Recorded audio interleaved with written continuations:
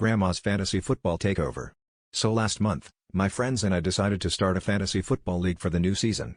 None of us are exactly experts, our collective knowledge of football mostly comes from watching the halftime show and occasionally yelling "Go Sports" at the TV. But we figured, how hard could it be? Just pick some players, come up with a punny team name, and hope for the best. Things started off pretty normal, except for the fact that Jake insisted our draft party needed a cheese fountain, which is neither here nor there. The first round went about as expected. Someone drafted Mahomes, someone else accidentally picked a defensive lineman because they liked his haircut. But by the third round, things got weird. Tyler, who is notorious for overthinking everything, drafted 3 kickers in a row. We tried to warn him, but he said, "You can never have too many kickers, right?"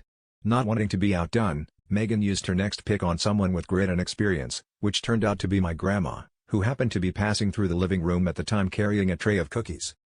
By week 2, our league was in shambles. Tyler's 3 kickers had scored a combined total of -2 points, Megan's running back, my grandma, was leading the league in interceptions, mostly intercepting cookies from being eaten before dinner, and I had somehow ended up with a bench full of tight ends because I got distracted by my cat during the draft. We tried to make trades, but no one wanted to give up their backup punter, who was apparently projected for a breakout season. Meanwhile, my grandma was trash-talking everyone in the league group chat, signing her message as #1 RB in the kitchen. It all came to a head during our first live game viewing party. As we watched my grandma hobble into the end zone, the backyard, tray of cookies in hand, Tyler finally threw down his phone and yelled, "That's it, next year I'm drafting her as my flex, she's got the best hands I've ever seen."